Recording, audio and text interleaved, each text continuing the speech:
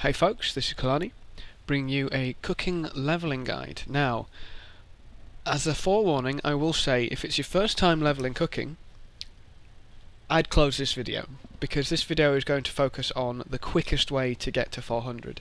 And in my personal opinion, cooking is so much more fun when you're not thinking about the level. The first time I did cooking, I just experimented and threw anything I could together, seeing if I could make chocolate pasta noodles. It didn't work, but I had fun experimenting, and I would really encourage you to do the same for the first time leveling cooking. I mean, if it's your second, third, fourth time, if you really get to that point, then by all means have fun with this guide. But as I say, cooking's just so fun to just throw whatever you can find in. I mean, if we look at my discovery, so noodles, no, pasta, sorry, need one more ingredient, damn you. It's just, I love being able to throw loads of different things in together and seeing if I can create anything anywhere. It is glorious. It can get a little frustrating sometimes if you're missing one thing or you can't create something with God knows how many materials, but yeah. So, as an introduction, I'll just say there are three types of ingredients, really, when you're using cooking. There are your raw ingredients, which are ingredient. Now, these are gathered anywhere, these are usually zone specific, so if lettuce, head off to Queensdale if that's where you get lettuce, etc. You've got the ones which are found primarily in supply bags, this is butter, etc. You've got the ones which are bought from vendors, which are similar to the ones found in supply bags. I believe there is some crossover there as well.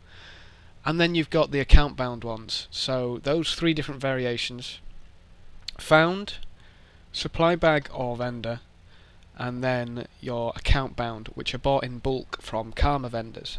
So you need to learn the distinction between those three. The main distinction is that the account bound ones, which you buy in bulk, cannot be bought on the trading post and cannot be sold on the trading post, as they are account bound. That means you're not getting them for any cheaper than what you're getting them for. There's only going to be the specific few places to get those. So to start with, you can make a lot of things just from, I believe you start with things like seasoning, and you can buy cinnamon sticks and bags of sugar, so you can just happily level that up quickly.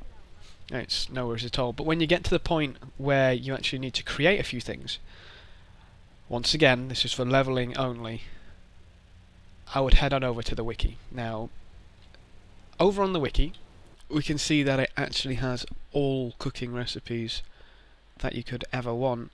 But what you want to do when you're on the wiki, you want to sort by difficulty for each and every little school, the little subsections, etc. So you want to sort them all by difficulty. It just makes it easier in the long run.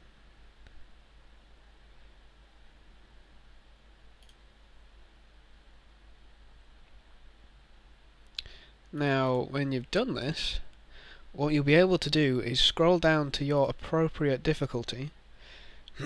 Say if we were at 100, yeah?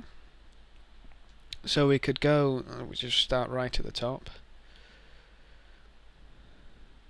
Right at the top, there are so many recipes that you can't get bored of cooking. So we can see that 400 in this little category, we can make three different things. Now, I know you get used to the ingredients. For example, here, onion can be bought, head of garlic can be bought, and jar of vegetable oil can be bought from a vendor. So you need to buy 2 items and one from vendor. Loaf of bread you can buy, or you could have made some previously. That's one other key thing. Do not throw anything away. Sage leaf can be bought and onion can be bought, so you're buying 2 again. Glass of buttermilk is bought in bulk. Bowl of roux is made by you, salt and pepper is made by you, and poultry stock is made by you. So I actually wouldn't make any of those because they seem quite expensive. We could make pile of paprika, bell pepper, chili pepper, or we could try and pull those together and make those. Packet of salt, head of garlic, onion. You see, so you get the difference between basically what's going to be the cheapest. Like here, bowl of sage stuffing, and mushrooms. Mushrooms are usually cheap, so if you've made bowl of sage stuffing already, that's going to be an incredibly cheap way to level from 100 onwards. If we go down a little further, when we get to things like 200, you can see a bowl of salsa, you're going to have made that already. If you haven't, that's going to be a problem, so we'll just go to a different little school of cooking, I guess. Slab of red meat are really cheap, head of cabbage are really cheap, bowl of herbed meat stock is probably going to be a problem. Bit of a nuisance.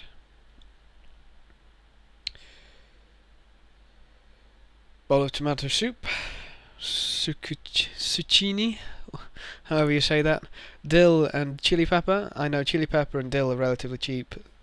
That can be cheap, depends on the trading post, and the bowl of tomato soup you're obviously going to create yourself. So what you can do is plot down and see, where can I use this next? Can I use this next? How much is it going to cost me to use it like later on, and whether this is actually worth doing.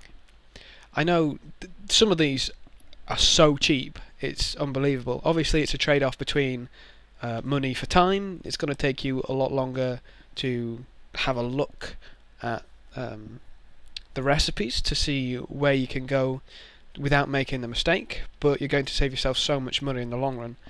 Or you could do less time searching and you could look for just like really quick cheap ones which you can do off the bat, and just disregard how much gold it's costing you. Depends if you're bothered about the gold. I mean, I'm never bothered about how much it costs me to level crafting as long as it gets done quickly, if I'm perfectly honest.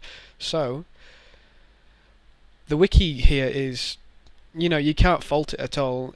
The information's there, and it's just so easy to use. You can format it how you want, just put it into difficulty and have a nice look at basically what's cheapest, what's quickest, what's going to give you the most experience.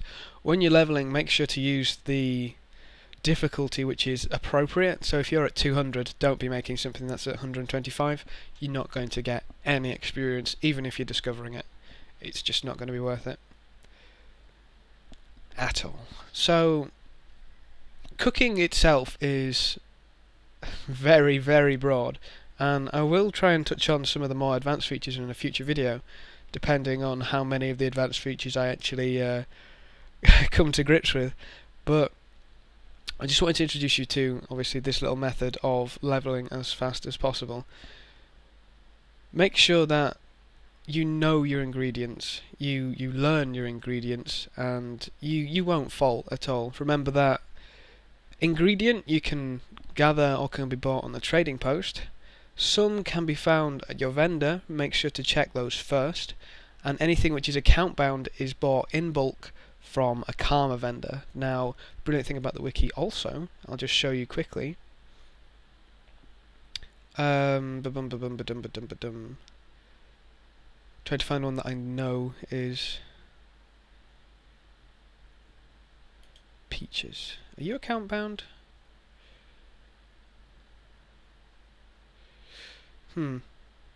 So you can see I've actually bought this one myself.